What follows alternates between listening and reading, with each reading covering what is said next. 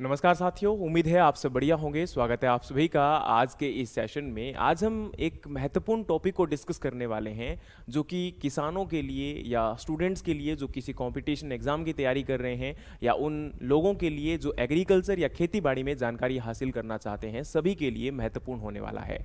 अभी recently Indian institute of मेज research यानी कि भारतीय मक्का अनुसंधान संस्थान जो कि लुधियाना में उपस्थित है, उनके द्वारा मेज के अंदर इंसेक्ट पेस्ट को कंट्रोल करने के लिए या ये कह सकते हो समेकित कीट प्रबंधन यानी कि इंटीग्रेटेड पेस्ट मैनेजमेंट मेज में कैसे किया जा सकता है, उसको लेकर एडवाइजरी जारी की गई है। मक्का एक महत्वपूर्ण खरीफ क्रॉप है या ये कह सकते हो खरीफ फसल है जिसको इस सीजन में लगाया जाता है। और आपको भी पता है कि जब अगस्त का महीना आता है, खासकर इस महीने के अंदर मॉइस्चर या ह्यूमिडिटी ज़्यादा होने के कारण आपका कीटों का जो प्रकोप है वो बढ़ जाता है, क्योंकि ये जो मौसम होता है ना, वो उनके लिए अनुकूल होता है और इस समय उनका प्रभाव या उनका अटैक बढ़ने के कारण फसल का उत्पादन कम हो सकता है। तो इसलिए यहाँ पर इनको नियंत्रित करना बहुत ज़रूरी है, इनका प्रबंधन करना बहुत ज़रूरी होता है। अब मक्का की फसल के बारे में अगर हम बात करें तो इसका जो वानस्पतिक नाम है, इसका बोटेनिकल नेम है जिया मेज, और ये एक महत्वपूर्ण क्रॉप है। अगर हम इसको खाद्य फसलों की बात करते हैं तो इसमें गेहूं और धान की फसल के बाद ये तीसरी महत्वपूर्ण फसलों में से एक आती है। भारत में इसका एरिया वाइज अगर हम बात करें वर्ल्ड में तो चौथी रैंक है, लेकिन प्रोडक्शन वाइज अगर हम बात करें तो भारत की 7वीं रैंक है। यूएसए वर्ल्ड के अंदर सबसे ज्यादा मक्का का उत्पादन करता है, और वहीं अगर हम बात करें प्रोडक्टिविटी के मामले में यानी कि उत्पादकता के मामले में, तो भारत की जो उत्पादकता है प्रति हेक्टेयर या प्रति एकड़, वो बहुत पीछे है। हम 50-60 देशों के बाद हमारा नंबर आता है। लेकिन मेज को यानी कि मक्का को क्वीन ऑफ सीरियल कहा जाता है, कि रानी है ये सीरियल्स की। इसका कारण है क्योंकि इसकी जो प्रोडक्टिविटी, जेनेटिक पोटेंशियल इसका जो है वो काफी ज्यादा है, यानी कि प्रति एकड़ प्रति हेक्टेयर इसका उत्पादन काफी ज्यादा होता है। इसी वजह से इसको आपका रानी कहा जाता है सीरियल क्रॉप्स का। अब आगे हम बढ़ते हैं, क्योंकि ये एक हमारा जो सेशन है मेनली इसके अंदर जो मेजर कीट अटैक करते हैं उनके बारे में है। तो आप अगर यहां पर देख सकते हैं कि ये गाइडलाइन जारी की गई थी जिसके अंदर मेजर आपके 4 यहां पर महत्वपूर्ण इंसेक्ट पेस्ट हैं, कीट हैं, जिनको कंट्रोल करने के लिए आपका जो है इंडियन इंस्टीट्यूट ऑफ मेज रिसर्च के द्वारा गाइडलाइन आई है। तो उन्हीं को हम लोग यहां पर आपका वन बाय वन डिस्कस करेंगे। तो सबसे पहला आपका है धब्बेदार तना भेदक, जिसको हम चिलोपाटिलस के नाम से जानते हैं। दूसरा आपका है गुलाबी तना भेदक, जिसको हम सेस्मिनिया इन्फेरेंस के नाम से जानते हैं। इसका अब ये जो सेस्मिनिया इन्फेरेंस है या चिलोपाटिलस है, वो इसका साइंटिफिक नेम है इस इंसेक्ट का। और वहीं अगर हम बात करें तो सूट फ्लाई, जिसको हम सूट मक्खी भी कहते हैं, और आपका एथेरिगोना सोकोटा इसका साइंटिफिक नेम है। और फोल आर्बीवॉर्म, जिसको हम स्पोडोप्टेरा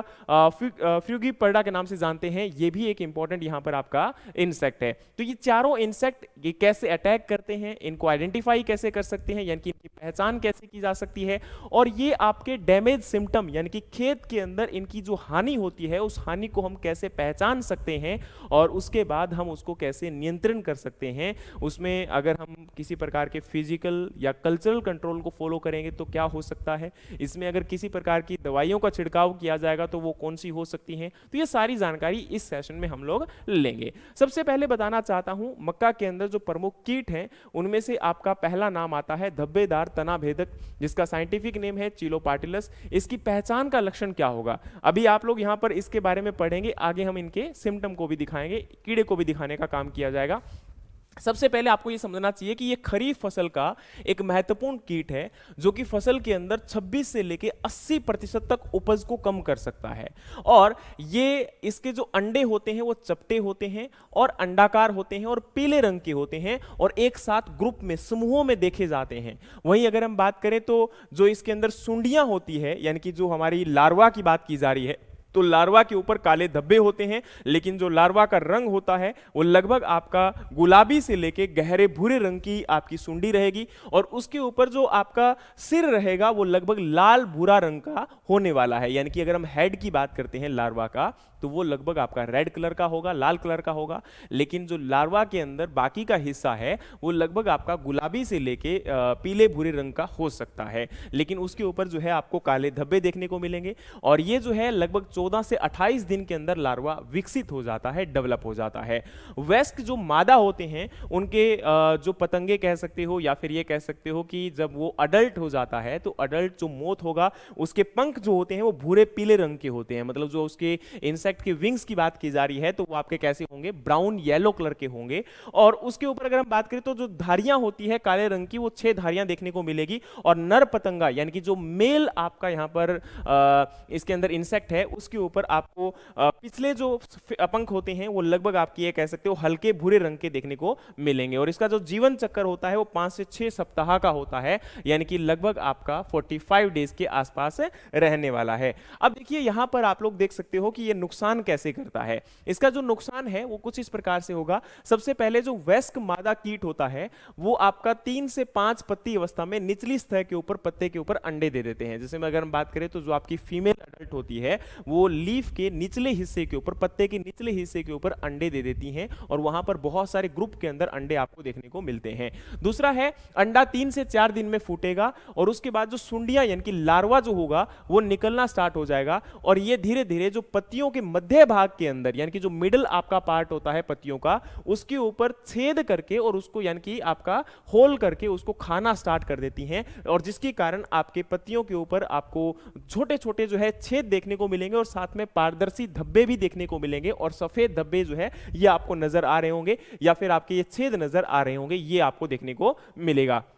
1 सप्ताह के भीतर अगर हम बात करें तो ये तने के भीतर तक आपका अटैक कर देती हैं और आपके तने के बीच में जो मेरिस्टेमेटिक रीजन है उसको अटैक कर कर और उसको नुकसान पहुंचाने का काम करेगा। इसके बाद में बारी आती है डेड हर्ट। इसके बाद में इसका डेड हर्ट का मतलब होता है कि जो बीच में ऐसे आपकी कली निकल रही थी, आपका स्टेम निकल रहा था, जो मेरी एक प्रकार से एपिकल स्टेम था, वो यहां पर डेड हो जाता है। उसके अंदर हमें देखने को मिलता है कि वो पूरा सूख जाता है और उसी को हम लोग बोलते हैं डेड हर्ट। और उसको हम खींचकर निकालेंगे तो वो बिना किसी जोर के आपका बाहर निकलकर आ जाएगा। इसके बाद आप लोग देख सकते हो कि ये सुंडी जो है वो इसके अंदर आपका कोब जो होता है यानी कि जब इसके अंदर ये बन जाती है आपकी छल्ली, उसके बाद भी इसमें नुकसान पहुंचा सकता है। तो आप यहां पर देखिए कि इसका अटैक काफी भयंकर देखने को मिलता है और इसकी वजह से काफी ज्यादा नुकसान हमारे खेतों के अंदर हो जाता है। वहीं अब इसके प्रबंधन की बात करें तो प्रबंधन कैसे कर सकते हैं, इस कीट को हम कैसे नियंत्रित कर सकते हैं, तो इसके लिए या तो हम क्या कर सकते हैं, आपका प्राकृतिक शत्रुओं को प्रयोग में ला सकते हैं, जैसे आपके अंडे परजीवी यानी कि एग पेरास्टोइड,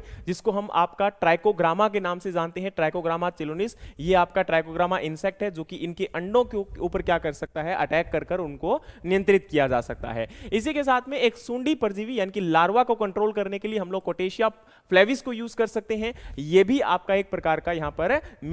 हमारा मित्र कीट होता है या फिर ये कह सकते हो कि ये प्राकृतिक शत्रु होता है इस कीड़े का। ठीक है, अब यहां बताना चाहता हूं कि समेकित कीट प्रबंधन के आधार पर या तो हम इनको यूज कर सकते हैं, दूसरी तरफ जो आपके ठंठल होते हैं, मतलब खेत के अंदर आपका हमें लगता है कि आपकी फसल के अंदर अटैक ज्यादा हुआ था, तो उन जितना भी आपका कचरा है उसको इकट्ठा करें, उसको आग लगा दें, पौधों को नष्ट कर दें। और ग्रीष्मकालीन ऋतु यानी कि समर सीजन के अंदर जब आपका फसल को बोने से पहले का समय होता है, उस टाइम पर खेत को गहरी जुताई करके छोड़ दें ताकि वहां पर अगर किसी प्रकार के अंडे हैं तो वो खत्म हो जाएं तेज धूप के कारण और वहां पर आपका फसल के अंदर अटैक होने का नुकसान जो है वो काफी कम हो जाता है। इसके अलावा खेत के ऊपर नेपियर ग्रास, अब देखो यहां मैं आपको बताना चाहता हूं कि ये जो आपको बताए जा रहे हैं ना तीनों चारों, ये लगभग हम इनके अंदर चारों कीटों को प्रबंधन करने के लिए ये जो कंट्रोल है इनको हम यूज कर सकते हैं। देखो मैं एक बात यहां पर सिंपल सी क्या कहना चाहता हूं कि मक्का की फसल के अंदर जो चारों कीट है, मेज के अंदर जो 4 इंसेक्ट है उनको कंट्रोल करने के लिए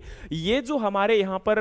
3 हम ये पढ़ रहे हैं, जिसके अंदर हमने पढ़ा कि हम कचरे को इकट्ठा करके आपका नष्ट कर दें, उसको आग लगा दें, दूसरा ग्रीष्मकालीन यानी कि समर सीजन के अंदर गहरी जुताई करें, और तीसरा आपकी खेत की सीमा के ऊपर हम नेपियर ग्रास लगाएं, तो ये आपका ट्रैप क्रोप का काम करेगा। तो ये आपका तीनों चारों कीटों के अंदर हम प्रयोग में ला सकते हैं और बेहतर तरीके से उनको नियंत्रित करने में भी ये हेल्प करेगा, सहायता करेगा। इसके साथ में हमारा जो ट्राइकोग्रामा है इसको भी हम तीनों के अंदर यूज कर सकते हैं उनको कंट्रोल करने के लिए, लेकिन जो हमारा फॉल आर्मीवॉर्म है उसके अंदर बैसिलस थ्रोंजेंसिस को भी यूज किया जा सकता है, आगे हम पढ़ेंगे। लेकिन इसके साथ मक्का और लोबिया को अगर हम 2:1 यानी कि 2:1 के रेशो में इस अनुपात में मिश्रित फसल के रूप में लगाते हैं तो भी इसको नियंत्रित किया जा सकता है, इस कीट को आपका कंट्रोल किया जा सकता है। या फिर हम ट्राइकोग्रामा चिलोनिस को मैंने अभी आपको बताया तो इसके 8 कार्ड पर हेक्टेयर लगा सकते हैं, जिसके अंदर लगभग 1.5 लाख परजीवी अंडे होते हैं प्रति हेक्टेयर, उनको यूज कर कर। और ये कब लगाना है हमें, ये अंकुरण के यानी कि जब आपका सीड जर्मिनेट कर जाता है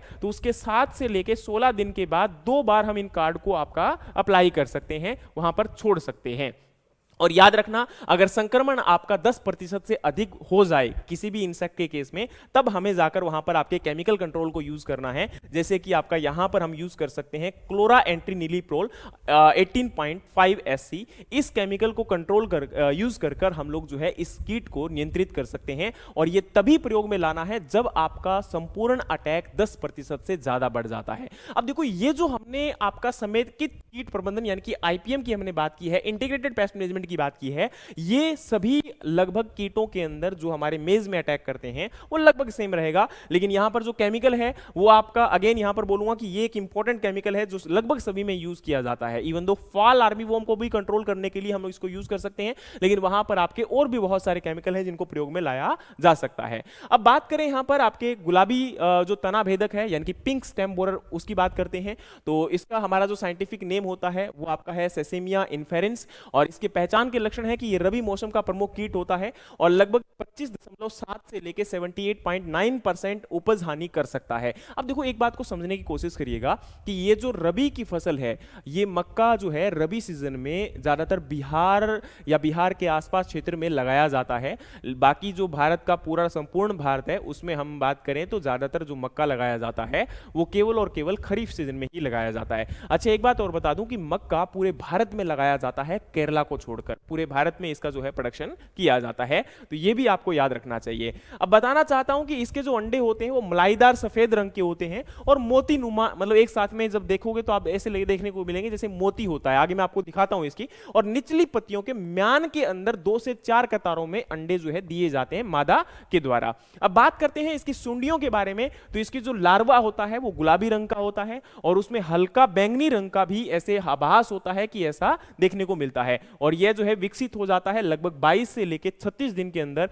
और इसके जो वयस्क होंगे यानी कि अडल्ट होंगे वो पतले भूरे रंग के होते हैं, ठीक है, और मोटा शरीर उसके अंदर देखने को मिलेगा, यानी कि साइज उसका बड़ा देखने को मिलेगा। और अगले पंखों के ऊपर तांबे जैसे आपके ये कह सकते हो कि आपका रंग देखने को मिलेगा, ब्राउनिश शेड आप कह सकते हो। और जो पिछला रंग होता है पंखों का वो सफेद रंग देखने को मिलेगा। और इसका जीवन चक्र अगेन यहां पर आपका 40 से 50 दिन के बीच में होता है। अब बताना चाहता हूं कि यहां पर इसके जो अटैक की बात करें उससे पहले आप इस कीट को देख सकते हो। इसका जो अडल्ट है वो कुछ इस प्रकार का देखने को मिलेगा, जैसे यहां पर आपका पिछला जो पंख है वो लगभग किस प्रकार का देखने को मिल रहा है आपको, सफेद, और आगे वाला जो है आपको ब्राउन से कलर में नजर आ रहा है। वहीं आपका जो कीट है वो भी आप लोग देख सकते हो गुलाबी रंग में इसमें नजर आएगा। अब नेक्स्ट हम बात करते हैं इसके अंदर जो हानि यानी कि नुकसान जो होता है वो कैसे होता है। तो आप लोग देखिए कि इसकी जो सुंडियां होती है इनिशियल में आप देख सकते हो वो क्या करेगी, अंदर तक छेद कर जैसे हमारे उस इंसेक्ट में कर रही थी वहीं पर आपका इस प्रकार से भी करेगी और अंदर तक उसको पूरा खा जाती है, तना अंदर से खत्म कर देती है। ये सिम्टम बहुत आसानी से आप खेतों में ऑब्जर्व कर सकते हो, कोई बड़ी कहानी नहीं है। और ज्यादातर जो सुंडियों का प्रभाव होता है, अटैक होता है, आक्रमण होता है, वो ज्यादातर तने के भीतर तक ही होता है और जिसके कारण आपका जो यहां पर मेन स्टेम होता है या जो उसकी ऊपर की कली जो निकल रही होती है वो सूखना स्टार्ट हो जाती है और उसी को कहा जाता है डेड हर्ट। और इसी वजह से ये ज्यादातर हमारा जो बोरर होते हैं उनमें हम लोग देखते हैं कि आपका डेड हर्ट एक मेजर सिम्टम के तौर पर हमें देखने को मिलता है। अब बात करें इसके अंदर तो तने के अंदर आपको गोल छिद्र निकासी छेद भी देखने को मिलेंगे, मतलब जो स्टेम होता है उसमें अगर आप लोग ऑब्जर्व करोगे तो आपको छोटे छोटे छिद्र देखने को मिलेंगे, होल देखने को मिलेंगे, जिसमें से नजर आएगा कि हाँ इसमें से इंसेक्ट आपका क्या कर चुका है, कीट आपका क्या कर चुका है, अंदर तक जा चुका है, एंटर कर चुका है। और इसके अंदर जब आप तने को खोलकर देखोगे तो उसमें आपका ये मल जो है उसका भरा हुआ मिलेगा, मतलब जैसे नॉर्मल स्टेम होता है वो पूरा कॉम्पैक्ट होता है, लेकिन जब इंसेक्ट उसमें अटैक कर देगा तो उसके बाद जब आप उसको देखोगे तो अंदर में उसका जो कीट है उसका मल आपको नजर आएगा, पूरा का पूरा अंदर से काला या भूरे रंग का आपका जो है पूरा सड़ चुका होगा और उसमें से एक स्मेल भी आपको कहीं ना कहीं ऑब्जर्व हो सकती है। बात आती है तो निचली गांठ है यानी कि जो इंटरनोड के बीच में कई बार जो है आपको कटाव भी देखने को मिल सकता है। और इवन तो ये आपका कलियों के अंदर या जो आपकी छल्ली बनती है उसके अंदर भी इसका नुकसान जो है कई बार देखने को मिलता है, वहां भी ये गहरा प्रभाव आपका छोड़ेगा। अब देखो मैंने आपको बताया था ना कि जैसे इसके अंडे होते हैं वो काफी एक प्रकार से ये देखने को मिलते हैं जैसे आपका मोती नुमा है ना, तो ये आपका देख सकते हो, और ये जो है इसका लार्वा होता है, ये इसका प्यूपा होता है और ये आपका अडल्ट है। तो चारों स्टेज आप यहां पर इसमें ऑब्जर्व कर सकते हो, ठीक है। अब इसके नियंत्रित की बात आती है तो नियंत्रित तो हम पहले भी पढ़ चुके हैं, लगभग आपके वही रहेंगे इसके अंदर सेम।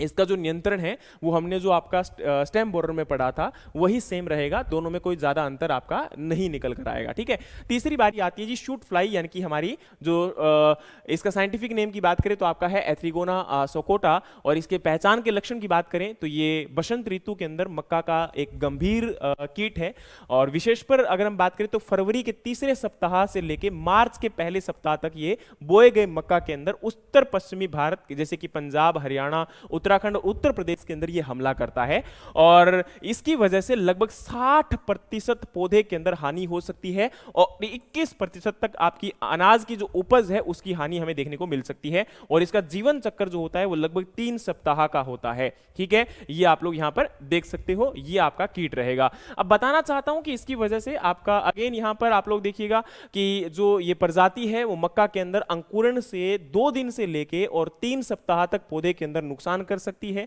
और ये निचली जो पत्तियां होती हैं उनकी निचली सतह के ऊपर, तनों के ऊपर मिट्टी के मतलब आपका मिट्टी के पास में जो पौधे का रीजन होता है वहां पर अंडे देती हैं। और उसके बाद मैगोट्स जो होते हैं, यानी कि जो इसका बाद में जो निकलेंगे उसमें से आपकी जो मक्खी बनने से पहले, तो वो जो है छेद कर कर बढ़ते बिंदु, यानी कि अगर हम बात करें तो आपका जो ऊपर का पोर्शन होता है या ये कह सकते हो जो बीच में से निकल रही आपकी एक एपिकल मेरिस्टेम होता है उसके ऊपर अटैक करेंगे और उसको सुखा देते हैं और धीरे धीरे पौधा आपका पूरा का पूरा सूख जाता है और इसमें भी डेड हर्ट बनने के चांसेस बन जाते हैं। तो ये सिम्टम भी लगभग आपका कॉमन रहेगा। और इसको कंट्रोल करने के लिए, नियंत्रित करने के लिए आप यहां पर आप लोग जानते हो कि इमिडाक्लोप्राइड आपका जो कि गाउचो के नाम से आता है बायर कंपनी का, या फिर आप यहां पर थायमेथोक्सोम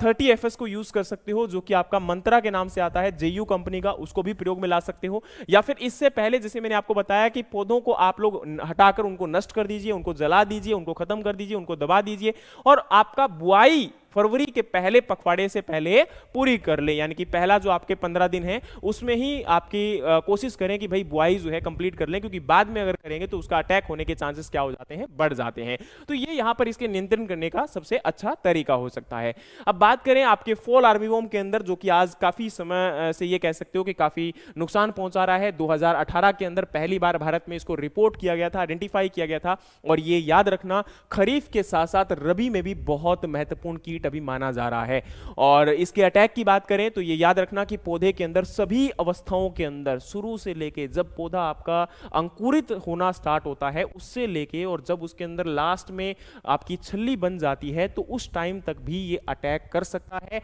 यानी कि फसल को सभी अवस्थाओं में नुकसान पहुंचा सकता है। अब इसके साथ में एक चीज याद रखिएगा कि इसका जीवन काल जो होता है वो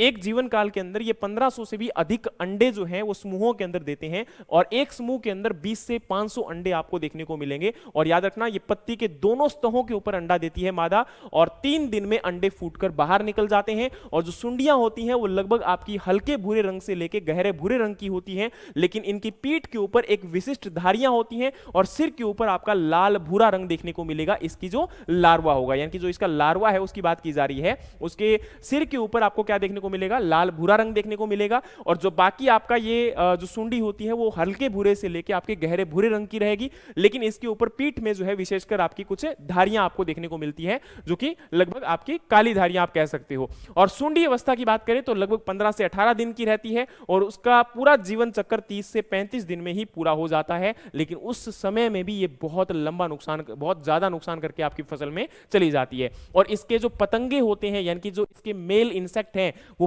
500 किलोमीटर तक भी उड़कर आपके अंडे दे सकते हैं। तो इतनी बड़ी बात है, यहां पर समझने की कोशिश करिएगा कि जो इसके इंसेक्ट्स हैं या ये कह सकते हो इसका जो अडल्ट आपके इंसेक्ट्स हैं वो उड़कर 500 किलोमीटर तक भी दूर जा सकते हैं और वहां भी अंडे देने में सक्षम है। तो यानी कि इनका फैलाव बहुत ज्यादा है और जिसकी वजह से ये बहुत जल्दी से हमारे आज भारत के अंदर काफी बड़ा नुकसान कर पा रहे हैं। ये इसका अडल्ट है जो कि आपका मूव ऑन कर सकता है। काफी देखने में सिमिलर लगता है बाकियों के जैसे ही, तो इनको आइडेंटिफाई करना फील्ड में काफी जो है डिफिकल्ट भी होता है, लेकिन इसका हमारे लिए सबसे अच्छा काम यह है कि इन सभी को नियंत्रित करने के लिए लगभग आपकी जो है सिमिलर या ये कह सकते हो कि लगभग समान रूप की ही हमें आपकी एक्टिविटीज को परफॉर्म करना है या इनको कंट्रोल करने के लिए। जैसे आपका पौधे हैं उनको नष्ट हम लोग कर सकते हैं, अटैक करने से पहले हम लोग इनको जो है कोशिश करें कि एक ऐसी रेजिस्टेंट वैरायटी ग्रो करवाएं, या फिर हम ऐसे कोशिश कर सकते हैं कि भाई अगर अंडा देने से पहले वहां पर हम लोग जो आपके मित्र कीट हैं उनको आप अप्लाई कर सकते हो, यानी कि जो इनके शत्रु आपके कीट होते हैं इनके लिए उनको हम प्रयोग में ला सकते हैं। ठीक है, अब ये आपका जो है यहाँ पर देख सकते हो किस प्रकार से ये आपका एक इंसेक्ट अंदर से आपके तने को खोखला करता जा रहा है। ठीक है, और आप लोग जानते हो कि तने को जब अंदर से पूरा खोखला कर दिया जाता है तो पौधे की जो भोजन ले जाने की क्षमता होती है वो खत्म हो जाती है और धीरे धीरे पौधा आपका सूखना स्टार्ट हो जाता है और पौधे के अंदर जो आपका फ्लावर बनना था या फिर उसके अंदर फर्दर आपका ग्रोथ होना था वो कंप्लीटली रुक जाती है और उसके बाद पौधा आपको उत्पादन नहीं दे पाता है और उसकी वजह से नुकसान काफी ज्यादा देखने को मिलता है। तो मक्का के अंदर बीज अंकुरण से लेके मैंने आपको बताया कि भुट्टा बनने तक भी ये नुकसान उसमें पहुंचा सकता है। और आप लोग देखिए कि जैसे इसके अंदर ये अटैक करता है तो इसका जो मल है वो यहां पर पूरा आपको देखने को मिलेगा और ऐसे लगेगा जैसे किसी प्रकार से एनिमल ने बहुत भयंकर तरीके से आपका जो है फसल को खा लिया है, क्योंकि देखिए पूरा एकदम से खत्म कर देता है इसको, है ना, और आपका पूरा फैलाव देखने को मिलेगा इसके अंदर। और यहां देख सकते हो कि जो इसकी युवा सुंडियां होती हैं वो क्या करती हैं, पत्तियों की ऊपरी सतह को खुरचकर पारदर्शी आपके धब्बे और छिद्र बना देती हैं, जैसे हमने पहले आपका पढ़ा था उसी इंसेक्ट में, वैसा ही कुछ यहां पर भी देखने को मिलेगा। और उसके साथ में जो बड़ी सुंडियां होती हैं वो क्या करती हैं, पत्तियों के मध्य भाग में छेद करके और व्यापक रूप से नष्ट कर देती हैं और बड़े मल के कण आपके छोड़ देती हैं, जैसे यहां पर आप लोग देख सकते हो। ठीक है, और इसके बाद में बात करें तो फॉल आर्मीवॉर्म के कारण वनस्पति अवस्था में यह पत्तियों को नुकसान पहुंचाता है और प्रजनन अवस्था के अंदर यह फूलों और भट्टों के अंदर भी प्रभावित करके उपज और गुणवत्ता को कम कर सकता है और उपज में भारी कमी आ सकती है। तो मैंने वही बताया कि अगर ये इंसेक्ट आपका अटैक करता है तो आपके लीफ को तो अटैक करेगा ही करेगा, और अगर इसका हम बात करें अडल्ट, और ये कह सकते हो कि जो आपका लार्ज जो लार्वा होता है वो क्या करता है, कंप्लीटली उसके अंदर लीफ को इतना ज्यादा नुकसान कर देता है कि वहां पर आपका ऐसे लगता है जैसे दो पशु लड़कर आपस में वहां पर हटे हैं, और इसकी वजह से आपका उत्पादन क्षमता भी कम होती है और साथ साथ में जो इसकी गुणवत्ता है वो भी कम हो जाती है, क्वालिटी भी इसकी कम हो जाती है। अब इसको नियंत्रित करने के लिए एक तो कोशिश करिए कि गहरी जुताई करें, जो मैंने आपको बताया था, ताकि जो प्यूपा होते हैं वो धूप में खत्म हो जाएं या फिर शिकारी पक्षी जो हैं उनको खत्म कर दें। दूसरा आपका शून्य जुताई वाले, यानी कि जहां पर हम लोग जीरो टीलेज के साथ मक्का की बिजाई कर रहे हैं वहां पर कोशिश करें कि जो नीम की खली होती है ना उसको आप 200 किलोग्राम खली को प्रति एकड़ डालें और खेत की मेड़ों को साफ रखें, ताकि वहां पर आपके जो कीट हैं वो अपना घर ना बना सकें और अपने मित्र जो आपके घास हैं उनके ऊपर ग्रो ना कर सकें। प्राकृतिक शत्रुओं को आकर्षित करने के लिए गेंदा, तिल और सूरजमुखी जैसे फूलदार पौधे भी लगा सकते हैं। वहां पर हम क्या कर सकते हैं, जैसे हमारे जो मित्र कीट होते हैं उनको बुलाने के लिए हम वहां पर गेंदा की फसल लगा सकते हैं, गेंदे के फूलों को लगा सकते हैं साइड में, इसके अलावा तिल को लगा सकते हैं या सूरजमुखी का जो पौधा होता है उसको भी लगा सकते हैं, जिससे मित्र कीट वहां पर आएंगे तो वो इस कीड़े को वहां पर पनपने नहीं देंगे। ये हमारे लिए सबसे अच्छी बात होती है। अब हम इन केमिकल का प्रयोग में लाते हैं, लेकिन एक बार उससे पहले थोड़ी सी और बातें बताना चाहता हूं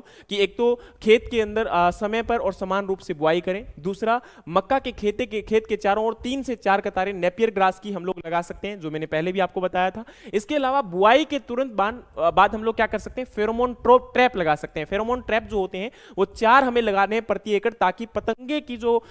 हमें पकड़ है या ये कह सकते हैं उसको निगरानी हम लोग कर सके, क्योंकि निगरानी रखना सबसे ज्यादा जरूरी होता है। तो ट्रैप याद रखना, जब प्रति ट्रैप प्रतिदिन एक पतंगा पकड़ा जाए या 5% आपका फॉल आर्मीवॉर्म संक्रमण का पता चले तो याद रखना हमें खेत के अंदर 5% नीम की जो